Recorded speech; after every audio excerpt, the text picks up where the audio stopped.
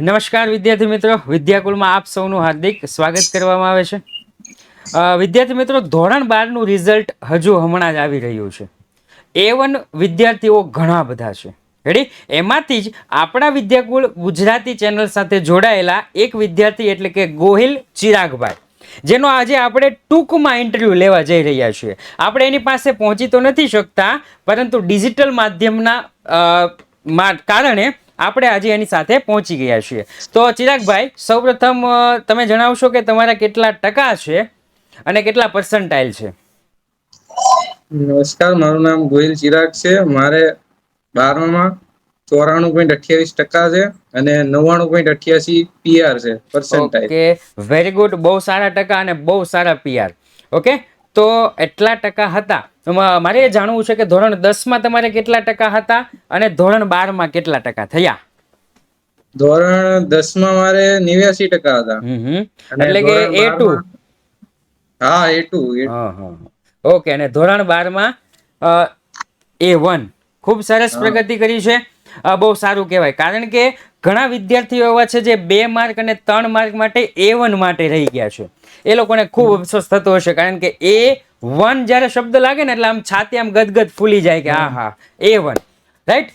તો મારે તમારી પાસે એ જાણવું છે કે તમને વિદ્યાકુળ વિશે ક્યારે ખબર પડી અને કઈ રીતના તમે પછી જોઈન્ટ થઈ ગયા?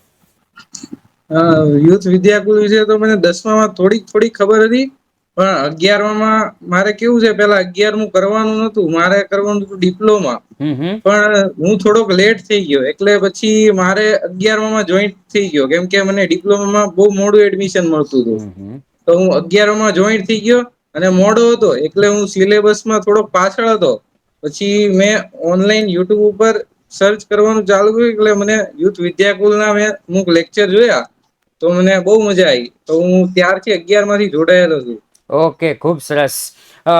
ધોરણ 12માં પણ તમે ખૂબ સારા માર્ક મેળવ્યા છે. મારે એ જાણવું છે કે ધોરણ 12માં સ્ટાર્ટિંગથી તમે તૈયારી કઈ રીતના કરતા? પેલા સ્ટાર્ટિંગથી મને કહેજો, તૈયારી કઈ રીતના કરતા?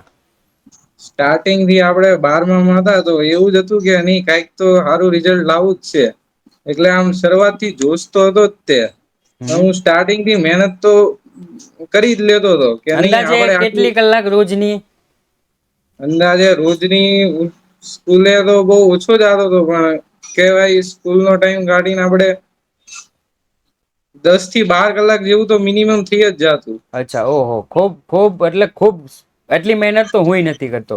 પછી જ્યારે જેમ જેમ બોર્ડની પરીક્ષા નજીક આવતી ગઈ, એમ તમે કઈ રીતના તૈયાર થતા ગયા એ જરા જણાવશો? કે બોર્ડની પરીક્ષા નજીક ઘણા બાળકો છે ને ત્યારે જ વાંચવાનું ચાલુ કરતા હોય. રેડી? ટોપર હોય એ પહેલેથી વાંચવાનું ચાલુ કરતા હોય. જેને પાસ થવું છે, મીડિયમ માર્ક લાવવા છે, એ બધા છેલ્લે. તો તમે જ્યારે બોર્ડની પરીક્ષાની 1 મહિનાની 1.5 મહિનાની વાર હતી ત્યારે કઈ રીતની મહેનત કરતા? સૌથી પહેલી તો વાત, આપણે ટેન્શન લેવાની જરૂર નથી. છેલ્લે આમ નજીક આવતી જાય, આપણે બહુ ટેન્શન નહીં લેવાનું. આપણે આખું વર્ષ સરખી રીતે તૈયારી કરી જ છે, તો હવે એનો નિચોડ આપણે છેલ્લા થોડાક ટાઈમમાં આપવાનો જ છે. તો આપણે ટેન્શન લઈને શું કામ એ બધું ભૂલવું જોઈએ? એમ કરતા આપણે જેટલી તૈયારી કરી છે, ખુદને ખબર છે, એટલી તૈયારી ઉપર વિશ્વાસ રાખીને આગળ વધતું રહેવાનું. પરિણામ ઓકે આપણને આપણી મહેનત ઉપર આપણને પરિણામ મળી જ જશે આપણું. ઓકે. એ પૂછવાનું હતું કે તમે કઈ શાળામાં ભણો છો અને કઈ જગ્યાએ બિલોંગ કરો છો? હું અમદાવાદમાં નિકોલ વિસ્તારમાં રહું છું અને હું શ્રી ગણેશ વિદ્યાલયમાં ભણું છું. અને ઓકે, ખૂબ સરસ. તમે ઓનલાઈન તમે જ્યારે વિદ્યાકુળ સાથે જોડાણા, તો તમારા મમ્મી પપ્પાનો સપોર્ટ કઈ રીતનો હતો એ જરા જણાવશો? કારણ કે આજકાલ કેવું છે કે બાળકના હાથમાં ફોન જાય એટલે તરત જ મમ્મી વાલીઓ છે એ થોડો કહેતા હોય કે આંખો ખરાબ થશે અથવા તો બીજા ચડી જશે ગમે ત્યાં. તો તમારા વાલીનો કઈ રીતના સપોર્ટ હતો?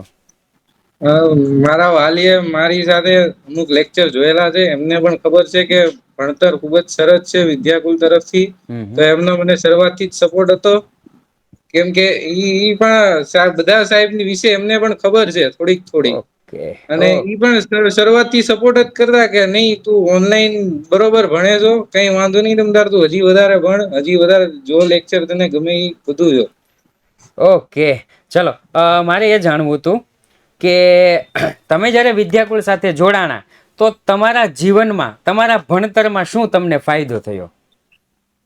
સૌથી પહેલા તો હું એક વાત કહી કે મારે 11માં હતું કોમ્પ્યુટર વિષય. કોમ્પ્યુટર મને ફાવતું નહોતું એટલે મેં 12માં એસપીસીસી માટે સ્કૂલ બદલી હતી. એસપીસીસી મને જરાય નહોતું ફાવતું.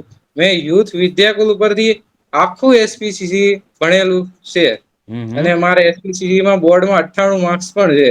વાહ. એટલે યુથ વિદ્યાકુલનો હવે હું કોમ્પ્યુટર હોત તો મારે મિનિમમ મેક્સિમમ 40 થી 50 આવે. એની જગ્યાએ મેં એસપીસીસી યુથ વિદ્યાકુલ તરફથી ભણી આખું ઓનલાઈન ભણ્યો તો મારે ટકામાં ખૂબ જ સારો એવો વધારો થયો, કારણ કે 100 માંથી 98 માર્ક્સ અને ઈ પણ આખું 0 થી લઈને 100 સુધી બધું યુથ વિદ્યાકુલ તરફથી જ જોયેલું છે મેં.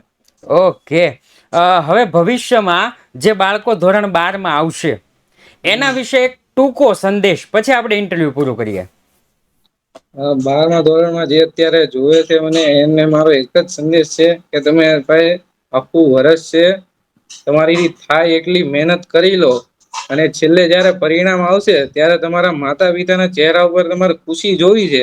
ઈ જોઈને આખું વર્ષ તનતોડ મહેનત કરો અને ખૂબ જ સારું પરિણામ લાવો, કારણ કે તમારું સારું પરિણામ જોઈને તમારા માતા પિતાના ચહેરા ઉપર ખુશી આવશે.